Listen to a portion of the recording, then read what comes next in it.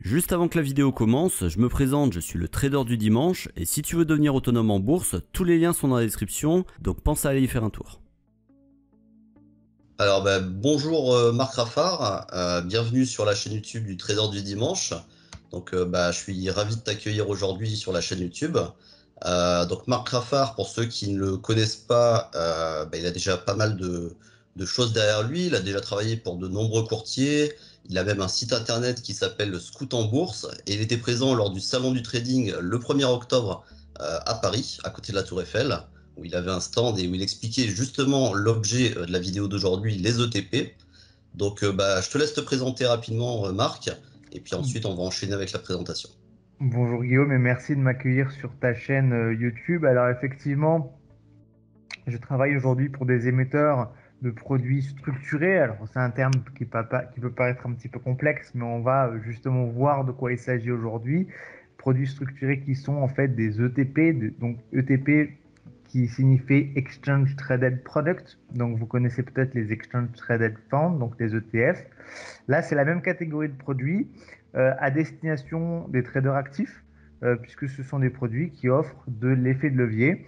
Donc, comme vous pouvez le voir sur l'image, là aujourd'hui, on va parler de comment utiliser ces produits dans son trading. Et alors, vous l'avez sûrement vu et suivi dans l'actualité ces derniers jours, il y a l'action Tesla qui a fortement monté suite à des annonces, des très bonnes nouvelles pour l'entreprise Tesla. Alors on a ici un ETP avec Granite Share, donc un ETP qui traque la valeur de l'action Tesla x 3. Donc si l'action Tesla monte de 1%, l'ETP en fait qui traque cette action va monter de 3%. On va regarder un peu plus dans les détails donc, qui est Granite Share? On ne va pas perdre trop de temps là-dessus non plus. En gros, c'est un émetteur d'ETF aux États-Unis, d'ETP en Europe, qui existe depuis 2016, qui gère 1,6 milliard d'actifs en 2021. Et l'image n'est pas tout à fait à jour parce qu'en Europe, j'ai mis qu'il y avait 180 millions d'actifs sous gestion. En réalité, avec l'envolée de Tesla, on vient d'atteindre les 220 millions, donc un bond considérable D'accord, dans d'accord. les actifs sous gestion. Donc la gamme de produits qu'on a en Europe, donc les Short and Leverage Single Stock Daily ETP, donc ça c'est la phrase, on va dire, anglaise, longue, la définition complète. En gros, c'est des ETP qui traquent les actions américaines, les principales actions américaines, donc Amazon, Microsoft, Google, Netflix. On a rajouté récemment Palantir, Moderna et AMD qui étaient des produits qui nous sont souvent demandés. D'ailleurs, si les auditeurs du Trader du dimanche ont des actions privilégiées qui veulent traiter avec effet de levier sous forme de TP, vous pouvez toujours contacter Granite Share et tous les trimestres, on récolte toutes les demandes des clients et on fait les produits les plus demandés. On a également donc des produits qui traquent les principales entreprises donc de véhicules électriques qui sont Tesla et NIO, donc on les connaît bien, les deux gros concurrents principaux. On a rajouté Volkswagen, même si c'est pas tout à fait une entreprise sur les véhicules électriques, on estime que c'est en Europe l'entreprise qui se positionne le mieux pour être leader dans la production de véhicules électriques. Cocorico pour les Français, on a rajouté quelques ETP sur les actions françaises tout dernièrement. D'ailleurs, c'était pour ça aussi que j'étais à Paris pour présenter ces actions françaises. À la fin de la semaine, je vais aller à Euronext sonner la cloche pour le listing de ces produits sur la Bourse de Paris. Donc, on a toute une gamme d'actions françaises. C'est vrai que j'avais vu sur le site de Granite Share qu'il y avait effectivement pas mal de. Enfin, c'était surtout axé sur les actions américaines, mais effectivement, oui, il y avait des actions aussi françaises où il y a la possibilité d'utiliser du levier ou non avec les ETP. Ouais. Exactement. Donc en fait, c'est vrai qu'on est très orienté sur les actions américaines, comme tu le dis. Pour l'Angleterre et sur le London Stock Exchange, on a une gamme d'actions anglaises. Donc Barclays, BP, Dutch Shell, etc. On a également, donc tout récemment, des actions françaises. On prévoit très prochainement d'avoir également des actions italiennes sur la bourse, sur la Borsa Italia. Donc D'accord. voilà, on se développe un peu partout en Europe. Et par contre, juste une petite question, Oui. les ETP sont disponibles chez quel courtier en général? Parce que moi, Alors, moi j'ai été faire un petit tour sur IG, alors je les ai vus. Donc là, il Ouais. n'y a pas de souci, hein, pour ceux qui veulent utiliser les ETP, ils peuvent le faire via IG. Donc par contre, ça va être via des CFD, c'est ça, hein? Alors, c'est une excellente question ce que tu me poses. Alors, ce sont des titres. Ces produits financiers, ce sont des titres. Donc, de la même façon qu'une action est un titre. Donc, en fait, tous les courtiers, ce qu'on appelle les courtiers security, donc stockbroker, enfin en français, on va pouvoir appeler ça les courtiers traditionnels, peut-être, qui donnent un accès à la bourse de Paris ou à la bourse de Londres, vont pouvoir être en mesure de vous donner accès aux produits. Je ne vais pas citer tous les courtiers, mais j'imagine que vous avez bien en tête les courtiers dont je parle, les courtiers traditionnels, actions, même les banques, hein, même votre banque, à travers votre banque, vous devriez pouvoir les acheter. Oui, parce que Parfois, justement, la petite particularité, hein, c'est que les ETP, ils ont un code ISIN, c'est des exact, produits cotés, hein, c'est pas des CFD, c'est pas des produits de gré à gré. exactement, c'est des produits qui sont Voilà. cotés en bourse, qui Je pense sont que c'est important vraiment de mettre l'accent dessus, hein, parce qu'il y a pas mal de personnes qui comprennent pas forcément la différence entre les deux. Donc voilà, c'est des produits qui sont cotés à la bourse de Paris ou autre, et ils ont un exactement. code ISIN, ils ont un document d'information, etc., hein. Exactement, c'est ça la grosse différence, c'est que ce sont des produits cotés, donc ce sont des produits qui sont, avant d'être cotés, qui sont vérifiés par les autorités de régulation, donc on ne peut pas faire n'importe quoi. Vous avez un prospectus, par exemple, le prospectus, c'est un document légal qui fait presque 400 pages, donc en fait, vous avez la possibilité aussi, avec donc le prospectus et à travers le DC, comme tu le disais, de vérifier le fonctionnement du produit. Donc tout est fait en toute transparence, que ce soit le calcul du prix, etc. Donc, si vous avez l'envie et le désir de découvrir comment fonctionne un ETP, bah, vous avez tous les documents légaux qui décrivent tout le fonctionnement en détail et on ne peut pas sortir du mode de fonctionnement qui est décrit dans ces documents et qui ont été validés par les régulateurs. Alors, pour revenir sur les courtiers, donc tous les courtiers Ouais, traditionnels actions, et pour revenir sur IG, alors IG, il faut savoir que c'est un partenaire historique de Granite Share. En fait, IG a deux activités distinctes, c'est-à-dire ils ont l'activité au Royaume-Uni, d'où ils sont originaires, hein. C'est un broker à la base anglais. d'accord, ouais. Et au Royaume-Uni, ils ont deux pôles d'activité. Ils ont le trading CFD, qui on va dire leur principale activité, et ils ont le trading action, qui n'est disponible qu'en Angleterre, le trading action pur qu'en Angleterre et que pour les clients anglais. A priori, ça devrait se généraliser cette offre action sur l'ensemble des autres pays européens. Mhm. Enfin, si on peut dire encore que le Royaume-Uni est en Europe. Ouais. En tout cas, ça va se développer en tout cas en Europe. Pour le moment, c'est que sur le Royaume-Uni, mais ça devrait venir progressivement en France et dans les autres pays européens. Donc ça, une fois que donc si vous avez un compte CFD avec IG, on va voir tout à l'heure ce à quoi vous avez accès en termes de produits Granite Share. Si vous avez un compte action comme au Royaume-Uni et prochainement en Europe, vous avez accès à tous les produits de Granite Share. D'accord. Donc aujourd'hui, si vous avez un compte IG en France, donc vous êtes sur un compte CFD pour le moment, pas le choix. Ça changera, mais pour le moment, vous avez que ça. Et donc on a négocié avec IG pour avoir une partie très précise de nos produits sur laquelle je vais venir juste à l'instant, disponible sous forme de CFD. Et ces produits, en l'occurrence, donc c'est le slide qui suit, c'est l'image qui suit, c'est ce qu'on appelle les stock baskets ETP qui sont disponibles avec ou sans levier. Là, en l'occurrence, sous forme de CFD, ce sont les stock baskets sans levier qui sont faits en CFD, puisque le CFD lui-même offre du levier. Donc, on ne va Ouais. pas faire un CFD d'un produit à levier, on a pris le produit sans levier dont on a fait le CFD. Et ces stock baskets, en fait, traquent de façon équipondérée les GAFAM. Donc, on les connaît, les GAFAM, Google, Amazon, Facebook, Microsoft. Donc de façon équipondérée, ça veut dire que le produit a la même exposition égale sur chacune des actions. Il y a un rebalancement qui est fait de façon trimestrielle pour garder au fil du temps toujours ce même équilibre de façon à ce qu'on soit investi de façon égale dans chacune des actions. On a également, alors GAFAM, on connaît en France, on entend souvent parler dans les médias. FANG, c'est l'équivalent anglophone, si vous voulez, de GAFAM. En France et dans les pays francophones, on va plus parler de GAFAM. Dans les pays anglophones, on va plus parler de FANG. C'est quasiment la même chose. La seule différence, c'est qu'on remplace Microsoft par Netflix. Mais au final, si vous regardez la performance, c'est très similaire. Et on a créé le FATANG. donc qui est le FANG sur lequel on a rajouté Tesla. Et le fait de rajouter Tesla, ça permet d'avoir une performance bien meilleure, puisque Tesla, comme vous le savez, c'est une action qui ces dernières années a, on peut dire, surperformé n'importe quelle. Largement, oui, Voilà. c'est sûr. Alors, image qui suit. Donc, l'objectif d'un ETP, c'est de multiplier le rendement quotidien avec un facteur de levier constant. Donc, en fait, qu'est-ce que ça veut dire? Ça veut dire que ça va fonctionner, donc tu faisais référence tout à l'heure au CFD, ça va fonctionner d'une manière très différente des CFD. Et ça, Le... c'est très difficile à expliquer justement cet aspect-là, hein, cette différence. Moi, j'ai eu beaucoup de mal à expliquer vraiment comment ça fonctionne. Enfin, la différence entre les CFD et les OTP ou les ETF à levier, hein, peu importe. Euh, on va dire l'implication sur les performances. Ouais. Parce que c'est Alors, pas toujours évident de bien comprendre le mécanisme, hein. alors, je vais essayer d'être le plus clair possible. Ouais. Alors, on va commencer par les CFD parce que c'est généralement ce qu'on connaît le mieux. Mm.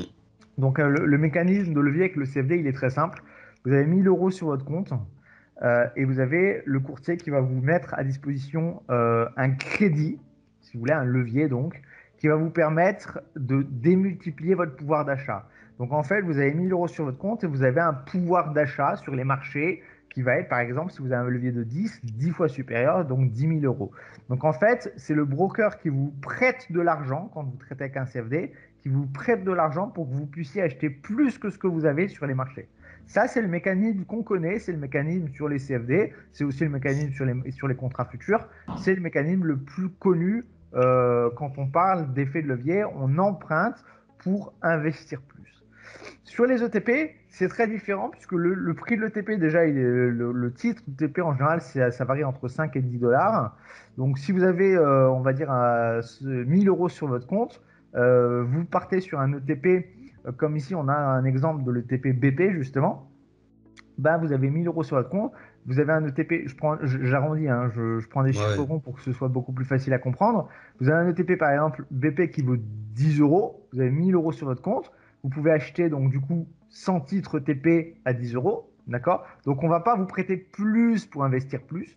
Par contre, l'ETP en lui-même va traquer la performance journalière de l'action et il va multiplier par 3 la performance journalière. Donc comme on le voit ici, si l'action BP fait 1%, bah, votre titre ETP 3X BP va faire 3%, d'accord, dans la journée. À l'inverse, y aura deux produits différents. Il y aura un produit 3X long, un produit 3X short. Donc, il ne faut pas se tromper. Ouais. C'est deux codes ISIN différents, c'est deux codes tickers différents. Ce sont deux produits différents. L'un traque à la hausse, l'autre traque à la baisse. Évidemment, si l'action monte de 1%, le long monte de 3% et le short baisse de 3%. Vice-versa, si l'action BP baisse de 1%, le TP long, bah, lui, va baisser de 3%, alors que le TP short va monter de 3%. Voilà. Ouais. Donc, en fait, c'est vraiment la performance journalière qui est traquée avec les ETP et pas j'investis plus pour avoir ce pouvoir d'achat supplémentaire. Voilà, c'est vraiment ça la différence, hein, c'est le fait que les ETP, ils vont fournir une performance, enfin, ils vont traquer la performance du sous-jacent de manière quotidienne, et Mmh, c'est vraiment ça qui va faire la particularité de l'ETP par rapport à un CFD, au exactement. niveau de la marge, etc. Donc, vous n'aurez pas la même performance, enfin, on va le voir juste après, mais on va pas avoir la même performance avec un CFD qu'avec un ETP, parce que le Mmh. mode de calcul est différent. Exactement. Alors là, ça me permet de switcher sur le slide suivant, sur l'image suivante. Donc en fait, du coup, c'est un produit qui est beaucoup plus accessible et simple d'utilisation. Déjà, accessible pourquoi? Parce que vous pouvez le traiter sur n'importe quel titre, compte titre ordinaire. Donc vous n'avez pas besoin d'ouvrir un compte CFD ou autre. N'importe quel compte titre vous permet, même votre banque, hein, je vous disais, votre banque, normalement, vous donnez le code ISIN, ils sont en mesure de vous dire, OK, on peut acheter. J'ai regardé par exemple sur Boursorama, ouais, c'était disponible, hein. Voilà, Boursorama et même votre banque, hein, BNP. J'ai même des clients qui m'ont dit chez CIC, j'ai trouvé sur mon compte la possibilité d'acheter ce genre de produit. Donc c'est beaucoup plus accessible et il n'y a pas d'emprunt, il n'y a pas de marge, donc vous n'êtes pas en train d'emprunter de l'argent à un broker. C'est pour ça qu'ici que j'ai mis aussi un petit risque qui est gommé. Pourquoi le risque qui est gommé? Bah, parce que comme vous empruntez pas d'argent, vous avez quand même le même niveau de risque, hein. Si vous prenez un CFD 3 et un ETP 3, vous avez un levier de 3. Donc concrètement, vous avez le même risque. Mais le risque est moins dans le sens où le pire scénario qui puisse se produire, c'est que le TP arrive à zéro, comme une action qui arrive à zéro. À ce moment-là, c'est délisté. Vous avez, en fait, avant même d'être délisté, il y a ce qu'on appelle une early redemption. Donc quand ça vaut plus que quelques centimes, l'émetteur va stopper les cotations, reverser sur votre compte au Le prorata de reliquat, ouais. ce qui reste, et après le produit est délisté. Alors que c'est vrai que sur les futurs, alors sur les CFD, vous avez Ouais, une j'allais dire, protection. hein, sur les CFD, Voilà, ouais, effectivement, il y a la protection contre le solde négatif pour les clients européens, voilà, enfin au sein de l'Union européenne, donc effectivement, ça revient un petit voilà. peu au même, hein. Donc pour les clients européens, ça revient au même si vous traitez du CFD parce que vous avez les régulateurs qui ont imposé cette protection contre les soldes négatifs. Mais si vous traitez des futurs ou d'autres produits réservés à des traders professionnels, vous n'avez plus cette protection-là. Sachez que si vous êtes en Europe mais que vous passez sur un compte professionnel pour avoir plus de levier, ce qui est possible, vous perdez aussi cette protection contre les soldes négatifs.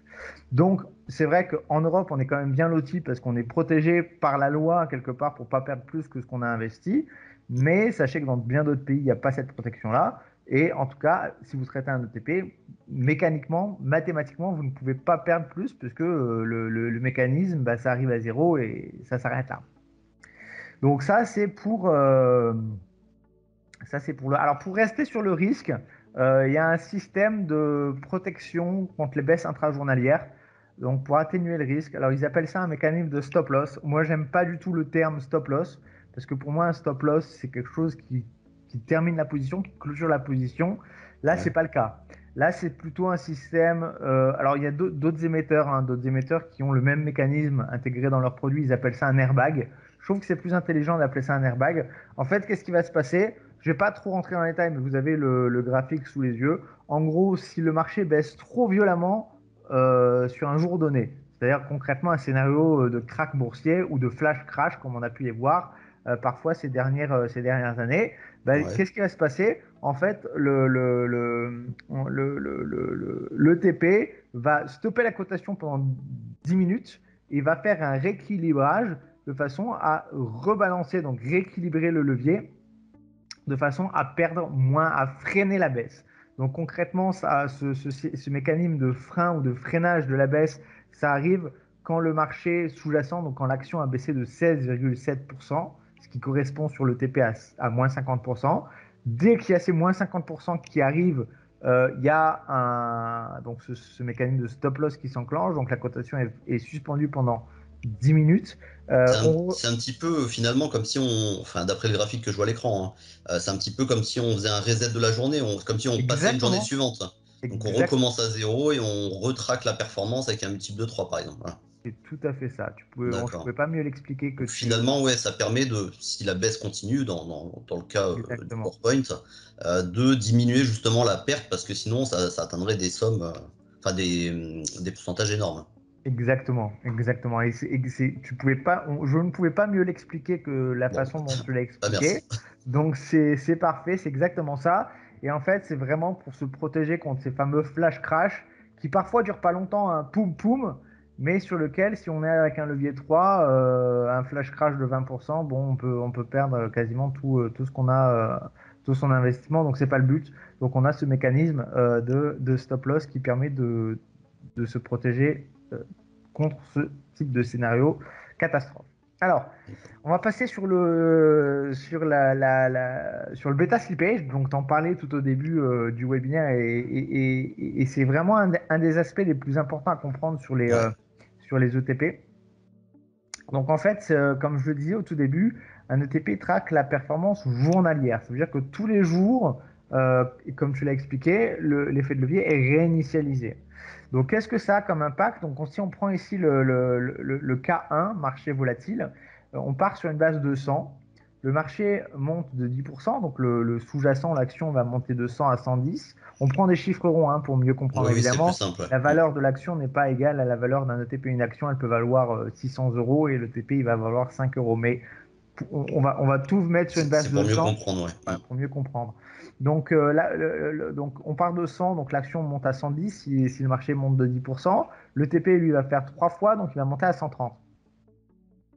Le lendemain, donc le jour suivant, qu'est-ce qui va se passer si le marché baisse de 10%? Bah, sur l'action, on va perdre 10% de 110, donc on va redescendre à 99.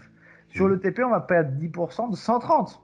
Donc du coup, on va redescendre plus bas, on va descendre plus bas que 99, on va descendre à 91. Donc ça, c'est ce qu'on appelle le bêta slippage. Bêta, quand on parle de bêta, c'est on parle d'exposition.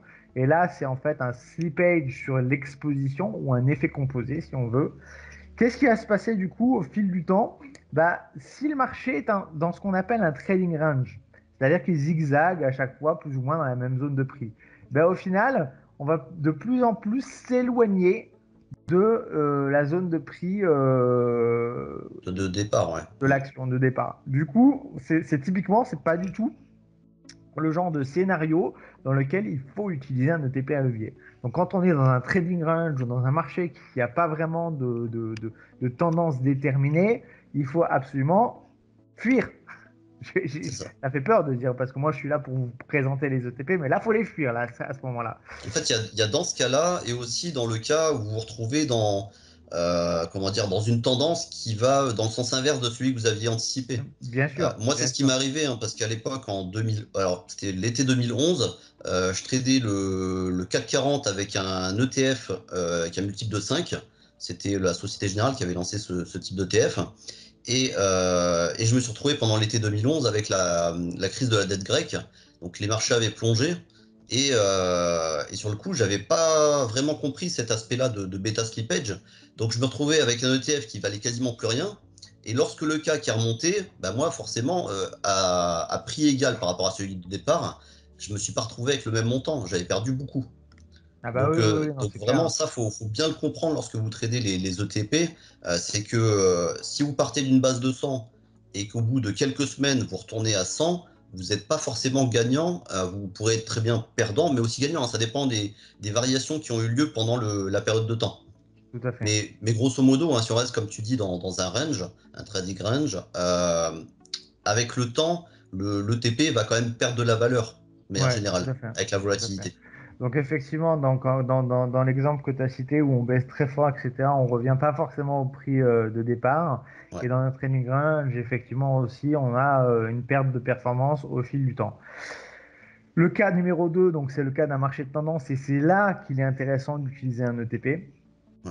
Donc concrètement, on reprend l'exemple, vous partez sur une base de 100, le marché monte de 10%, donc le sous-jacent il va monter à 110, le TP va monter à 130. Le jour suivant, on remonte de 10%, donc le sous-jacent il va passer à 121, alors que le TP, on va faire 10% de 130, donc on va passer à 169.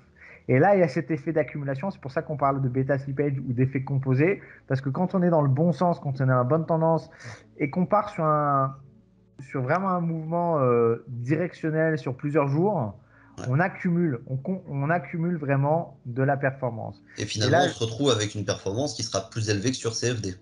exactement, exactement, on revient effectivement à une performance qui sera plus élevée que sur les CFD. Alors là, je vous mets une autre image donc sur l'action Alphabet, donc Google, donc démultiplication des gains en cas de forte tendance. Alors c'est vrai que ces 2 dernières années, on a connu des marchés quand même assez exceptionnels. Donc normalement, moi, je recommande l'utilisation des ETP pour des périodes de 3 à 5 jours. On verra tout à l'heure des exemples d'analyse technique. Donc de 3 à 5 jours, 1 à 2 semaines maximum. Puisqu'en général, c'est là où on a l'horizon de temps, l'utilisation la plus optimale pour ce type de produit. Maintenant, ces 2 dernières années ont été exceptionnelles. Donc là, je vous montre un graphique sur 12 mois sur l'action Alphabet. Donc l'action Alphabet qui a fait 59% sur l'année, ce qui est déjà une performance complètement exceptionnelle. Mhm. Si on multiplie par 3, 59%, on arrive à 177.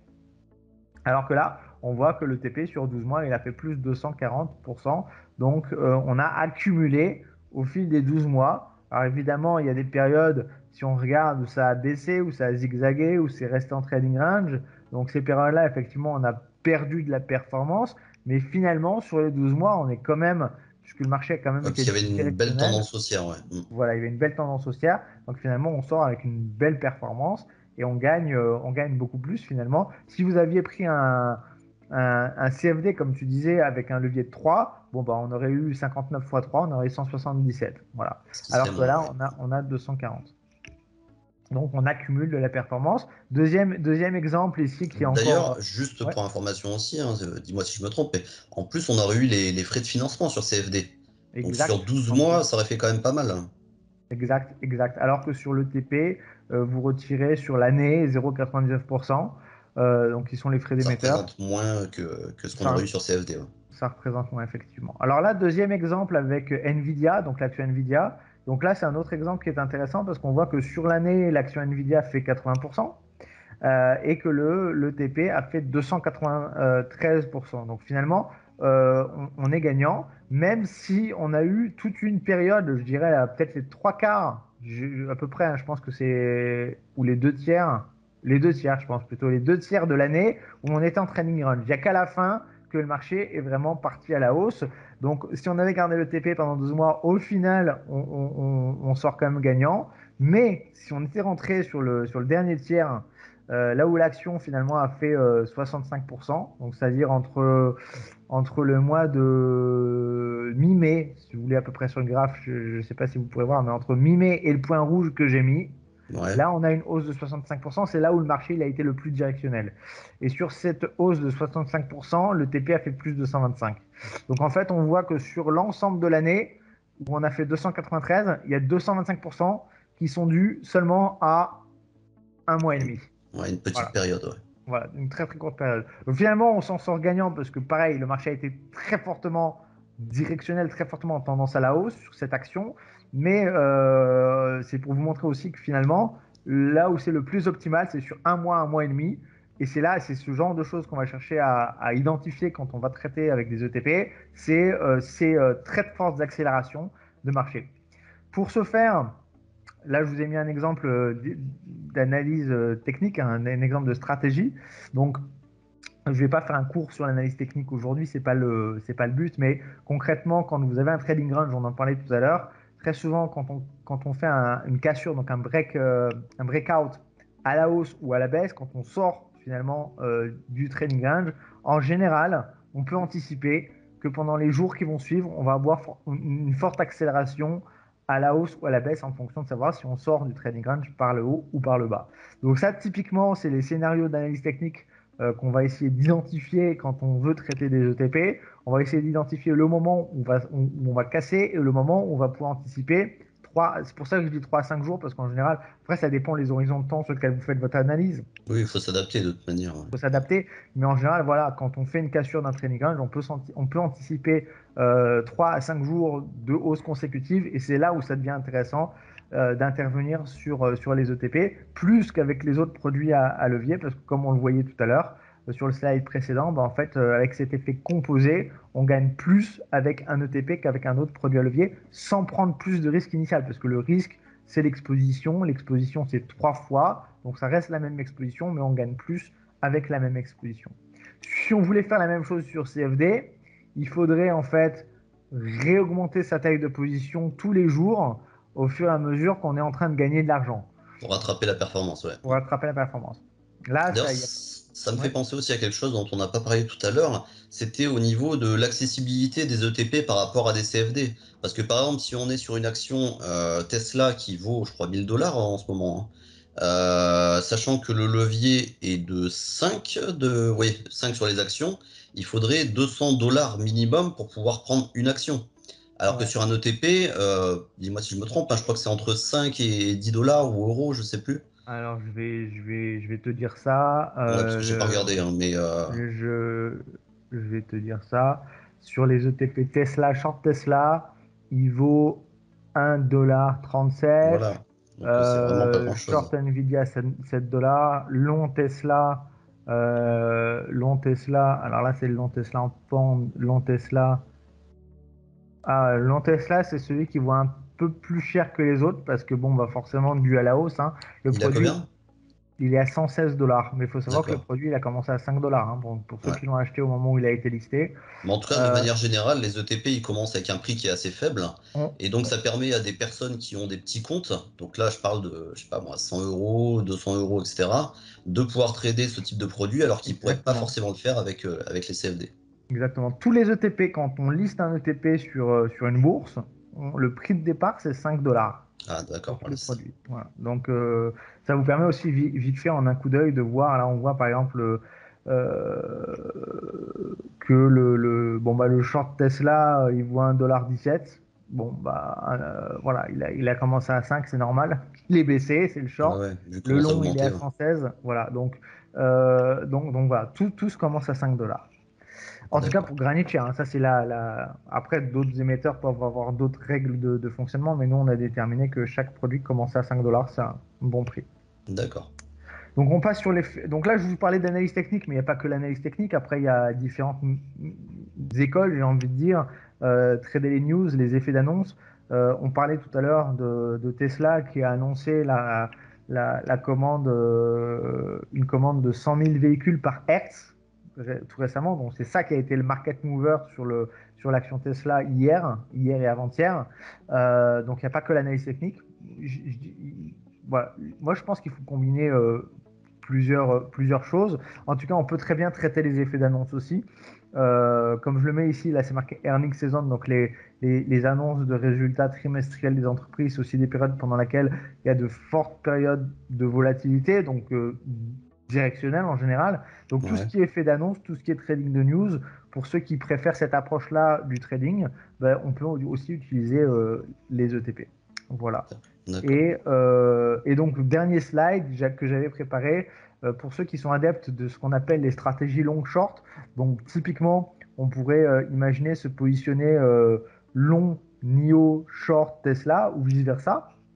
À ce moment-là, on a une quasi, enfin, c'est pas tout à fait une couverture parce qu'on n'est pas couvert parce que c'est deux actions différentes, mais en cas de krach boursier, en cas de crise systémique ou de flash crash, en général, les marchés vont tous dans le même sens, que ce soit les marchés asiatiques ou les marchés européens. On l'a déjà constaté, quand ça craque de partout.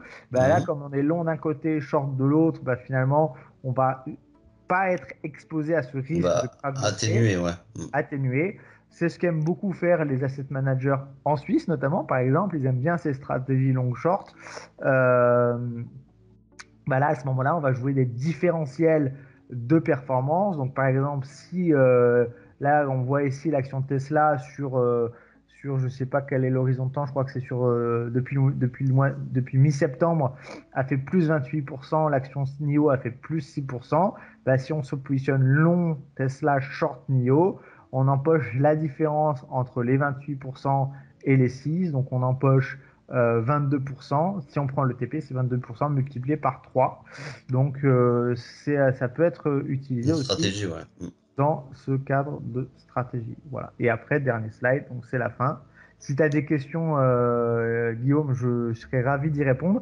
Alors, bah, Et je précise, juste avant que tu me poses des questions, que tous les auditeurs qui nous regardent sur YouTube, je viendrai de temps en temps, tous les 2-3 jours, regarder s'il y a des commentaires en question et je ferai un plaisir d'y répondre. bah, c'est ce que j'allais dire justement, hein. Voilà. Si vous avez des questions par rapport aux ETP, n'hésitez pas à mettre des commentaires en dessous de la vidéo. Marc viendra de temps en temps pour voir et pourra y répondre. Sinon, bah, j'ai rédigé également un article sur le blog, donc letraderdudimanche.com. Donc là, pareil, hein, ça explique un petit peu le fonctionnement. Je pense que la vidéo est un peu plus explicite que mon article. Éventuellement, voilà, je rajouterai des informations dedans au fur et à mesure. Mais si vous voulez en savoir plus sur les ETP de Granite Share, n'hésitez pas également à aller sur leur site et vous allez voir, hein, il y a des actions US, des actions françaises et des paniers d'actions hein, aussi, Tout à avec fait. les GAFAM, etc. D'autant qu'on a maintenant un site en français depuis peu. Ouais. Donc Bah, c'est c'est quelque dessus chose. que j'ai été pour avoir les Voilà. informations d'ailleurs. Alors, Ouais. ce qu'il faut savoir, c'est que alors le site c'est pareil, d'un point de vue légal. Sur le site français, vous aurez que les actions sur Euronext. Alors qu'on a également des actions sur le London Stock Exchange. Donc, quand je vous parlais des actions anglaises, Barclays, BP, etc., ça, c'est que sur la version anglaise du site. On va certainement essayer de trouver un moyen que tout le monde trouve tous les produits sur le site, que ce soit en français ou pas. Mais voilà, pour information, si vous cherchez les actions anglaises, il faut aller sur la version anglaise du site. Pour le moment. D'accord, d'accord. Bah, merci pour le complément d'information. Voilà. Donc, bah, merci d'être passé sur la chaîne letraderdudimanche.com. Et Merci puis, beaucoup de bah, m'avoir invité. peut-être qu'on aura l'occasion de refaire une vidéo plus tard. Et Avec donc, plaisir, si on a d'autres sujets à aborder, ce sera avec un grand exactement. plaisir. Et bah, merci à toi. Et Merci, à très bientôt, bonne et à journée. bientôt. Au revoir.